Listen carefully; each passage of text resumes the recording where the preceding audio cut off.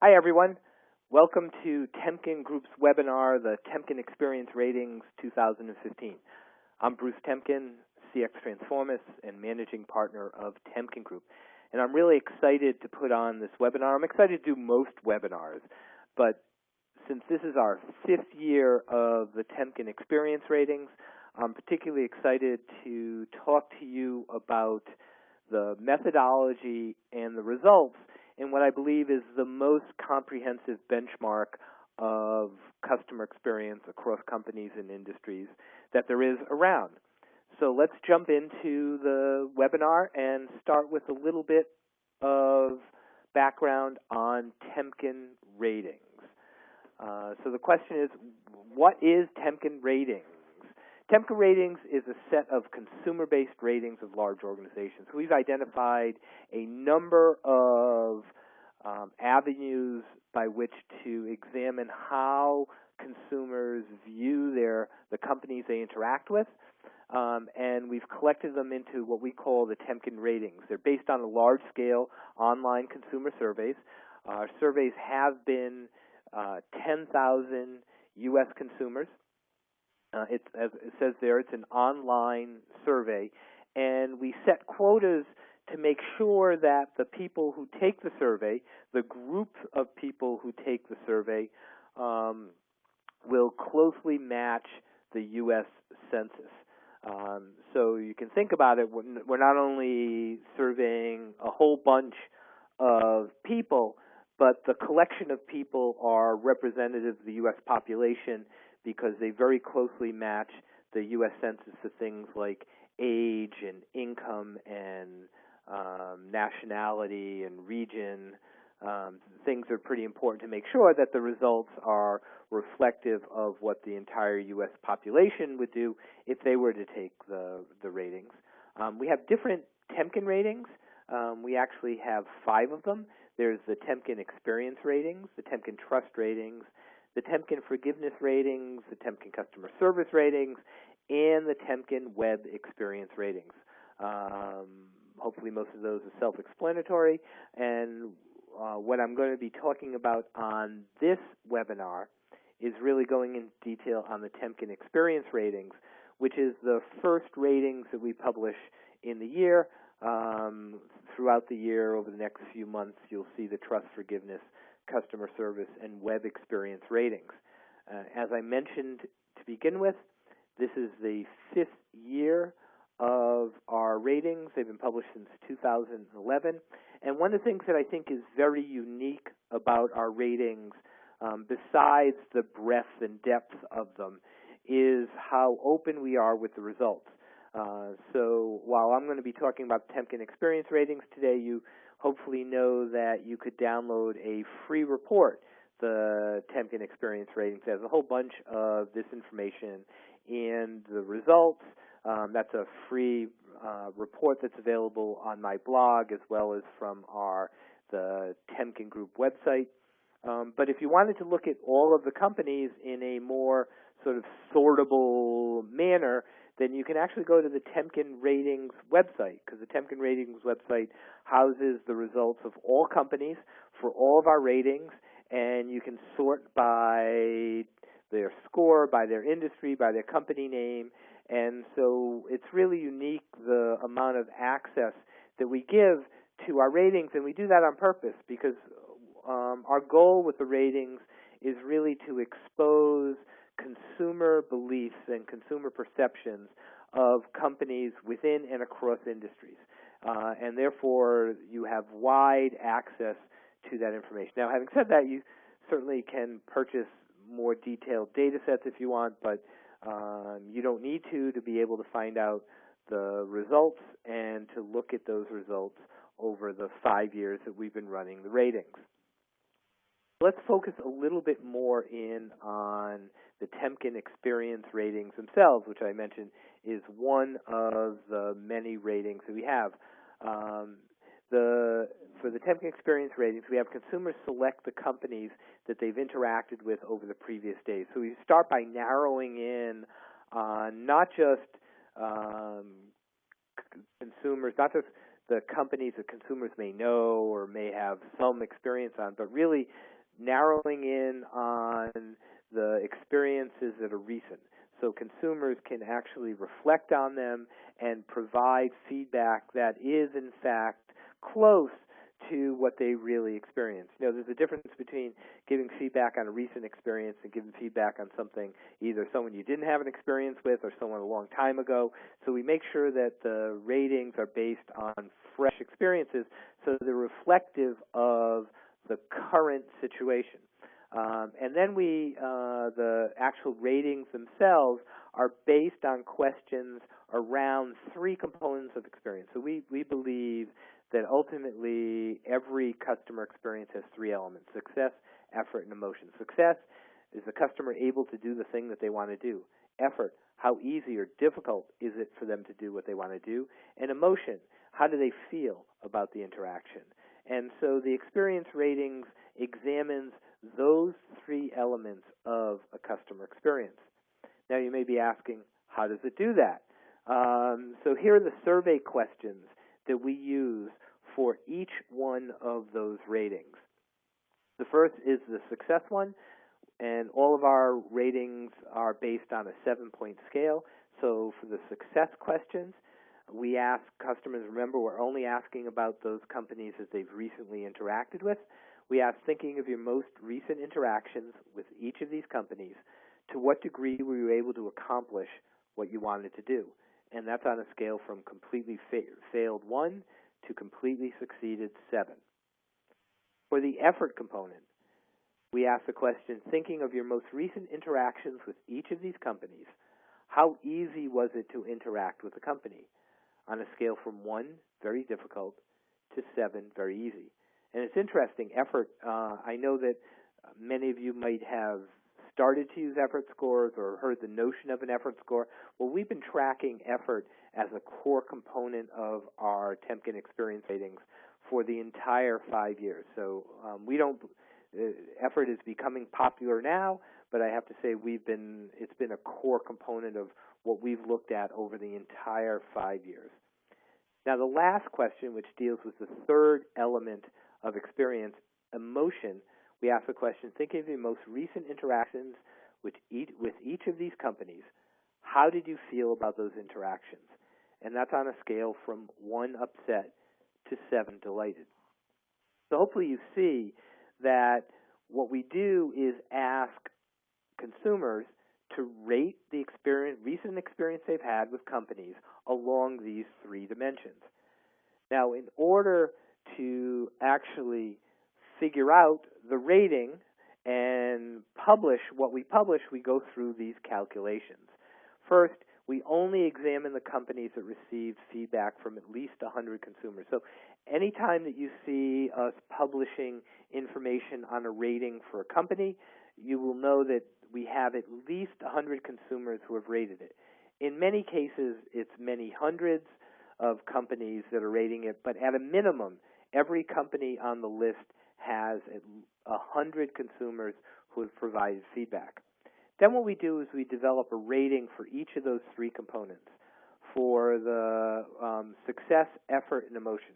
I call them here functional, accessible, and emotional, which is our old labeling.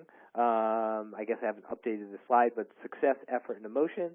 And then it's the percentage of consumers who give the company a 6 or 7, minus the percentage of consumers who give the company a 1, 2, or 3 on each one of those dimensions. So we have a success, effort, and emotion rating, which is like a net percentage. We take the percentage at the high end, the 6 or the 7, and we subtract the 1, 2s, the 3s, the low end. And then to develop the overall Temkin Experience Ratings, it's an average of those three components. So the Temkin Experience Ratings is an average of success, effort, and emotion ratings. Now, to make this come to life, or for some of you just over-drill the data, because you probably got it already, I just wanted to walk you through an example, which is Whole Foods. And you can see that all the way to the right that the Temkin Experience Ratings for Whole Foods is 78%. And 78% is an average of their success rating, which is 82%, their effort rating, which is 84%, and their emotion rating, which is 68%. And you can see how we got to all of those individual ratings hopefully pretty clearly. We took the percentage of 6s and 7s, subtracted out the 1s, 2s, and 3s, and that's how we got to the success, effort, and emotion ratings that ultimately we ended up averaging for the Temkin Experience Ratings. So let's move from the methodology to the results. This is the results for at an industry level for the 2015 Temkin Experience Ratings, where we looked at 293 companies across 20 industries. Now, I'll say that it's 20 industries this year because we added utilities to the list. So last year we had 19 industries. This year we added utilities. Every year we look at our list of industries and determine if we want to change it, if we want to add it, if we want to take something out. This year we added utilities. And so what you can see here is the breadth of results across industries. The dot on the left-hand side for each industry is the lowest scoring company in that industry. The diamond on the right is the highest scoring company in that industry, and the red box is the average for the industry. And so the average for the industry is actually the average of all consumers who rated that industry. So it includes actually some companies, the ratings for some companies that didn't have 100 respondents, so they don't show up on the final list. So it's the total look at all of the consumers that rated all of the companies in those industries. Now, if we just look, I love this. This is my favorite view of the results. I love this view because it shows a few things. One is it shows just the breadth of responses or the breadth of customer experience in each industry, right? Across all industries, the results sort of span at least two categories, poor to okay, okay to good. In many cases, it spans 3 or 4 of those because if we look, we have them organized from very poor, okay, good, and excellent. You can see at the top. And so what you see, first of all, is that many of the industries have a wide grouping of responses. The other thing to look at is look at the overlap by industry, right? I love this because lots of people say, well, our industry is different than their industry. You know, we can't do what they can do. But if you look across almost all industries, any industry overlaps many industries. As a matter of fact, most industries overlap all other industries to some degree. So the idea that you can't have an experience like name the industry actually seems kind of strange in this chart where it shows that pretty much every industry overlaps every other industry when it comes to the range of experiences that are delivered. Now, another reason that this chart is so rich, if we just look at the red squares, which are the averages, it really paints the picture, I think, of, on average, a lot of mediocre customer experience. Because we have at the top, we have 4 industries that fall in an average into good. Supermarket chains, fast food chains, retailers, parcel delivery services. Those, I should say the 5th one, and banks, end up in the good, on average, good. But many of them down after that are in the okay and then in the poor. And then we have 3 that are clearly on the other end, which are health plans, TV service providers, and internet service providers. And so I think this chart really gives you a sense that by and large, the state of customer experience is pretty much mediocre. And I think that's reflective of what we found in our work with companies by and large and where the maturity is in terms of the customer experience efforts within companies. Let's look at specific companies. And we're going to, I'm not going to bother with sending you through charts that have all 293 companies. You certainly can see those at both downloading the report and going to the Temkin Ratings website. But I thought I'd just highlight some of the top-rated and bottom-rated companies. So At the top of the rated companies, we have Publix, Aldi, H-E-B, Chick-fil-A, PetSmart, Amazon.com, Trader Joe's, USAA, credit union. So when we say a credit union, that really represents any credit union that consumer is doing banking with. So a credit union is what they answer, but it really is representative of the group of credit unions. Then there's Papa John's, Walgreens, Hannaford's, USAA again for credit cards before it was for banking, Dairy Queen, Panera Bread, Subway, Sonic Drive-In, and Hy-Vee.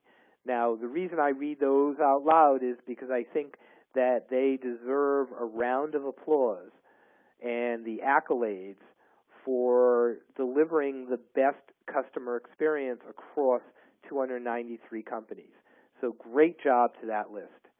Now, on the right-hand side, you have the bottom-rated companies. I'm not going to read them all out loud, because they do not deserve the attention that the top-rated companies have gotten. But you can see there that there's, Coventry Healthcare and Fox Rent-A-Car, and then Comcast takes two of the bottom slots in two of its business, and you could read from there that we have actually an interesting set of companies at the bottom. They tend to be a lot of TV service providers, some health plans, and other companies sort of mixed in, which is sort of consistent with the industry ratings that we showed before. So that's a look at the top and bottom companies across the entire ratings from number 1 Publix down to number 293 Coventry Healthcare. Now here are the industry results, the industry leaders, I should say. Congratulations to JetBlue Airlines, Lexus, USAA and Credit Unions, Alamo, Amazon, USAA, Chick-fil-A, TRICARE, Marriott, USAA again, Optimum, Fidelity Investments, Samsung, UPS, PetSmart and Amazon, Apple and Google, Publix, Cablevision, Optimum, Georgia Power and Southern California Gas Company, and Virgin Mobile. Those are the companies that were at the top of their industry, because as we mentioned, that this analysis, this benchmark, looks at companies both in the context of all companies across 20 industries, 293 companies, but it also looks at how companies relate to the customer experience that's being delivered by their peers. And these are the companies that have the highest Temkin Experience Ratings, deliver the best customer experience in their industries. Now, if you happen to be one of the companies that I mentioned who has one of the top customer experience scores, and as a matter of fact, it's even more than the ones I showed, the top 10% of companies in the ratings, or if your company was one of the industry leaders, then this year we actually created some digital badges. Many companies have over the years have come to us and asked us, can we tout our ratings? Can we do this? Can we do that? And we have pretty explicit ways in which you can do it, and some limitations. For instance, you can't compare yourself directly to another company. But one of the ways we created this year for these top companies in the ratings is to prominently display this badge wherever they would want. The top 10% showcasing that they're one of the best companies in customer experience across a large group and a wide span of companies, and industry leaders showing that they have come to the top of the customer experience ratings within their industry. And you can go to my blog and look at ways in which you can use it, and also to download the badges. So if you're one of these companies, then congratulations, and I hope that you display these badges with pride. Now, as I mentioned, we've done these ratings for 5 years, and so we look at throughout the report, and I'm not sharing with you all of the results. There's a report where you can look at more of it, so I'm sharing you some of the highlights. But one of the highlights is really looking at what is the data, what are the results over 5 years. So this is looking at, we broke the number of companies and the responses into excellent, good, okay, poor, very poor. So this is by the number of companies that were either rated excellent, good, okay, poor, or very poor over the last 5 years.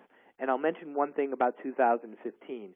We did not include the utilities in the 2015 numbers just so that the 2014 to 2015 numbers would be apples to apples, meaning we didn't introduce a new industry in there. I mean, there are some slight changes, but we at least didn't change an entire industry. What's particularly interesting is I would say up until this year we've seen some good signs of improvement. Either the number of companies that are good or excellent got larger, or the number of companies that poor or very poor went down. In this year, we didn't see that equivalent thing. We actually saw the same percentage of companies that are good or excellent, and a slight increase in the number of companies that are poor or very poor. So I oftentimes, one thing when I'm talking about this, I mention that this is, I think, a very important trend for us to keep an eye on, and I think it's representative of the fact not that companies are getting worse at customer experience. I don't think that there's any evidence in terms of the focus around what companies are doing and other things to think that companies are just doing a poorer job at what they're doing. I think what we're seeing here is that companies are just not keeping up with the expectations of consumers. So if we think about it, the ratings are all based on how consumers view the experience within the context of their expectations for that, right? And so if I expect it to be easier, if I expect to be able to be successful more often, if I expect to be delighted and not angered in an experience, the degree to which I expect those things more would depress the score. So I think what we're seeing here is definitely that consumer expectations are rising faster than, in general, companies' ability to deliver good customer experience. And I think that's going to keep pressure on companies to continue to find ways to accelerate their customer experience efforts. Now, if we look at just the year-over-year changes for each one of the 19 industries, because once again, utilities we didn't have in 2014, so we can't really compare them year-over-year to 2015, but this is the difference in ratings for the 19 industries that were in both the 2014 and 2015 Temkin Experience Ratings. What you can see is that 5 of the industries improved: hotels, retailers, airlines, computers and tablets, and rental car agencies, with hotels being the industry that made by far the most improvement. And then the rest of the industries declined. Banks, parcel delivery, the first bunch declined by less than a point, so those are really just modest declines. But we get investment firms and internet service providers decline the most. As you can see, investment firms went down almost 4 points, and internet service providers went down a little bit more than 4 points. So not only did we see that, by and large, the number of companies that were rated highly as customer experience sort of declined, but most industries, on average, ended up declining. So that's a pretty broad-based decline, which I think is clearly, once again, reflective of consumers expanding their expectations for customer experience faster than companies are delivering on those expectations. Now, we also looked year over year at the individual companies. We do this every year to find out which companies are improving and which ones are declining. On the left-hand side, we see the companies that improve the most: Residence Inn, U.S. Cellular, JetBlue, Hyatt, Westin, Super 8. All of those companies increased by 13 or more points. On the other side of the spectrum, there were 5 companies that declined by 10 points or more: Blue Shield of California, Fujitsu dealers, Audi dealers, Buick dealers, TD Ameritrade, and Subaru dealers. So you see, it's interesting. A bunch of the major declines happened for auto dealers. I have no explanation for that, but that's what happened. And then, you can see that the gains are many of the companies that gain the most are hotels, and that makes sense given that we found that hotels, on average, had by far the most significant gain of any industry. Well, hopefully what we've done in a fairly short amount of time is provided you a sense of how we do the ratings, what the results were from the ratings, and how those results compare year over year. Now, there are a number of other resources that you can do to get even more information. I highly recommend that you download our free report, which is the Temkin Experience Ratings, the report on the left-hand side. You can download it from my blog, which is experiencematters.wordpress.com, or you can download it from the research section of the Temkin Group website, www.temkingroup.com. Now, you also can go to the Temkin Ratings website, which is www.temkinratings.com, and you'll see several places where you can click on the Temkin Experience Ratings. So in the Temkin Experience Ratings area, you will see a table like this. And what this table allows you to do is look at all of the companies and sort by rank, by company, by industry, by their Temkin Experience Ratings, or by the difference between their ratings and their industry averages. So we actually, in the report and in the data set, we look at not only how the absolute ratings are, but which companies most perform and most underperform their industry averages. And so these are the free resources that are available to anyone who wants to look at the ratings. And like I mentioned, I think we're the most open, most transparent rating there is. We try to give access to all of this. Now, if you find that you want to have even more, like you're one of those people, you want to know even more data, you want to look at not just the final scores, but what are the individual component experience scores, or what are the individual underlying data that goes into those, or you want to look at the changes for every company year over year, or if you want to look at what every industry's Temkin Experience Ratings are across different ages of consumers.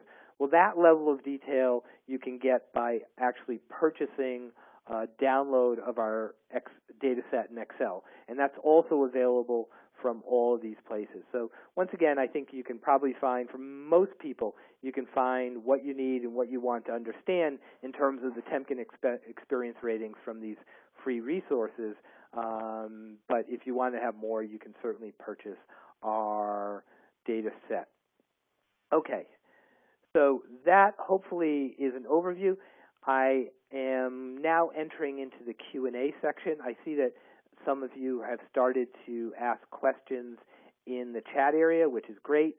I'll get to those questions, as many of them I can, but I thought I'd start with some common questions, because having done this for 5 years, we see a bunch of questions that come up pretty regularly. So in case these didn't come up or you were shy, I thought I'd start by going through all of these questions that I hear over and over again. The first question is, how much does it cost to participate? The answer is nothing. We do not charge any company to participate. We do not charge any company to share the results if they do a good job. We do not do anything that would compromise the independence or integrity of the Temkin Experience Ratings or of any Temkin ratings. This is not a pay-to-play environment. We don't go to companies and make any suggestion that they can improve by spending money with us. We do not do anything like that. The purpose of the Temkin rating is to remain a very independent, very transparent measure of customer experience within and across industries. The second question is, how do you select the industries? That's a really good question, because it was, if you think about it, 5 years ago we had to pick out of the year the industries we were going to look at.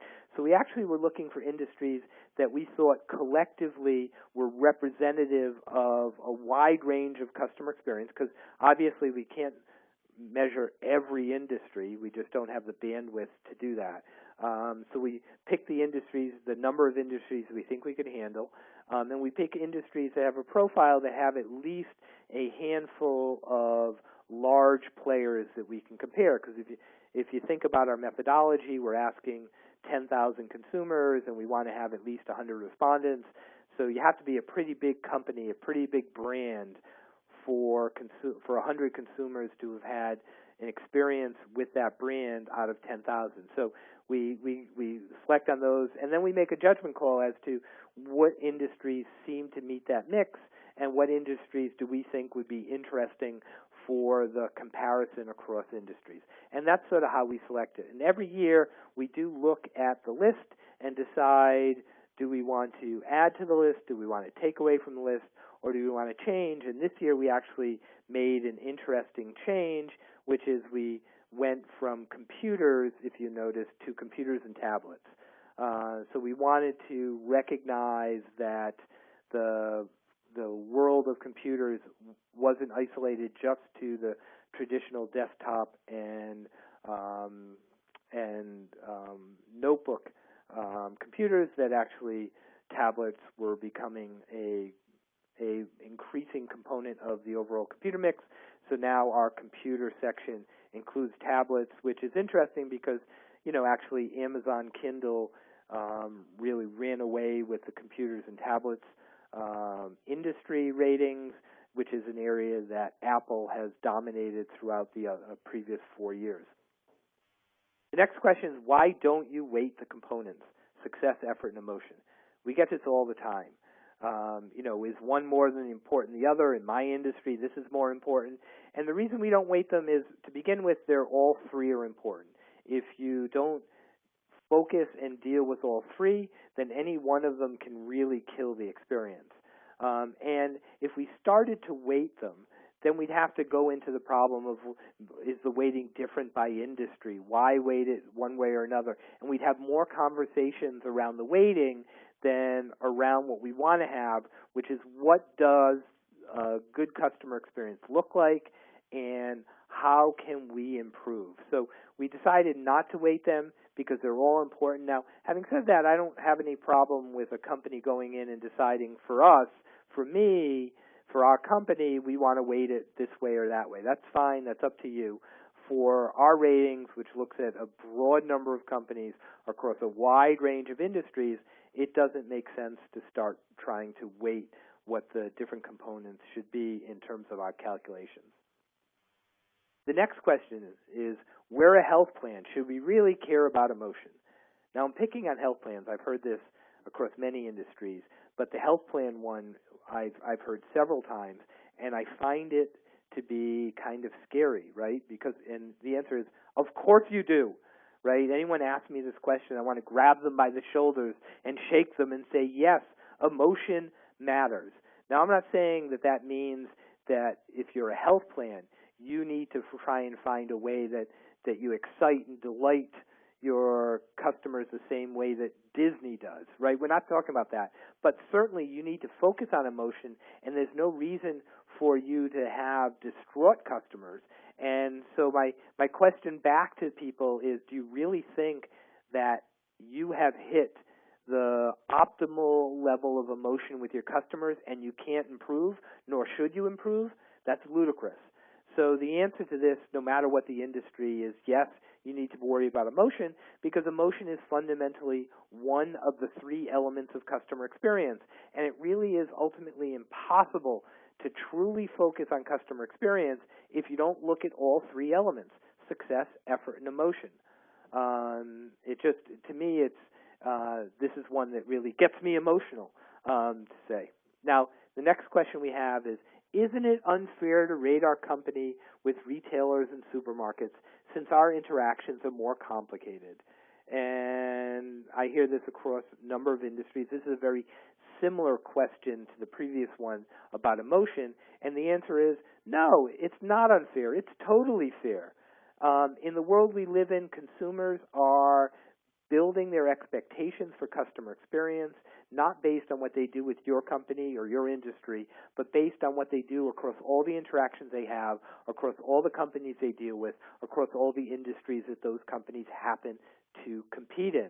And so I think that it actually is more than fair to rate your company alongside other companies, no matter how complicated your interactions are, because I would say if you're in a mode where you're saying our interactions are just too complicated to have a really good customer experience, then I'm going to bet that someone's going to come into your industry and create a more simple, more focused customer experience around those products, and you're going to be out of business.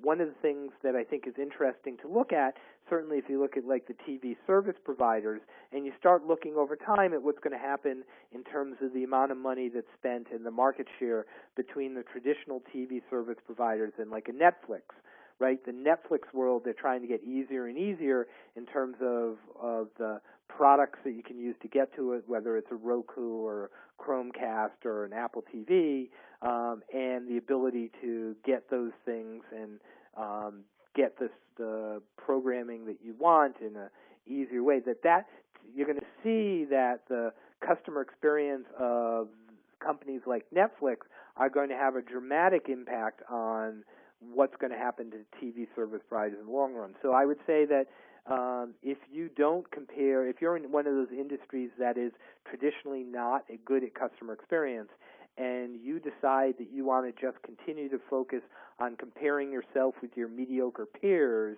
then you are going to go into trouble sooner or later in terms of some company that's going to break the mold. Now, the next question I hear a lot, why do, if you look at the bottom of the list, the companies, the industries that are typically at the bottom and certainly were at the bottom of our Temkin Experience Ratings this year were TV service providers, internet service providers, and health plans. So the question I often get is, why do TV service providers, internet service providers, and health plans get such low ratings? And I would say, to me, there's a fundamental reason why I believe that they get low ratings, and they continue to get low ratings, and that's because they all operate or have traditionally operated in a monopolistic fashion. Because if you think about TV service providers and internet service providers, they have traditionally had geographic monopolies. They're not complete monopolies. They're not the only ones in those areas. So they're somewhat of an oligopolies. But they sort of sliced up geographic regions, and there's not a lot of competition inside of a geographic region. There are places where they compete, but a large portion of the revenues for those players come from regional areas where there's very limited competition. Health plans have a different competitive environment, but they build up monopolies within employers. So if you think about historically how a lot of people have bought health plans, a lot of them purchase through employer plans. You work for a company offers health plans, you join a health plan. Well, once a health plan has locked in a company, then there's very little competition for the end consumer. So they're not focused on competing for end consumers. They're focused on competing for employers and locking up consumers with that. Now, in all of these environments, especially in health plan, the world is changing. And in most of the cases, the way that world changes is in increasing competition. And for most health plans especially, a large portion and a growing portion of the business is going to come from consumers who make their own decision, independent of being locked in to an employer plan. So that whole world is changing. Now, the last question I have on the list before I get to some of the questions people have is, how can I get data from previous years? So the way to get data from previous years is pretty straightforward. It's sort of following the path of how I suggest you get data from this year. You can go to the Temkin Ratings website, and if you go to the Temkin Experience Ratings area, there's on the bottom of the table that has this year's ratings, there's a link to 2014. On the bottom of the 2014 ratings, there's a link to 2013. So you can actually keep going year to year on the Temkin Ratings website. The other opportunity is to actually go to our website or go to my blog and download the same report from previous years. So the report, as I mentioned, the Temkin Experience Ratings is free this year, but it's actually been free every year. So you can download the report from 2011, 2012, 2013, 2014, and 2015. And then the other option is you can purchase our data sets. Those are available from previous years. But this year's actually, every year includes sort of the difference in company by company with the previous years. So there's lots of access to previous years. Now we have a few questions. One is, will we get a copy of the presentation slides? You won't get a copy of the slides. What you will get, though, is a link to a page where I'm going to be posting a recording of this webinar, so you can go back to it, along with a number of other resources and answers to other questions. So we'll follow up with a link to that page, which will be a post that will go live in the next couple of days. And another question, can a respondent have responses in multiple industries? The answer is yes. So there's a lot of mechanism under our random sampling, which I didn't bother you with, but we have consumers pick the companies that they've done business with. We take a random sample of those companies, so if they interacted with multiple banks, we'll random sample one of the banks to ask about. So we never ask a consumer about more than one company in the industry, but we do ask them about companies across multiple industries that they've had an interaction with. Next question is, when did the 2015 study field? It fielded in January of 2015. I think that all of our studies have been fielded in January of the year that they've been published. And the last question is, what defines an interaction?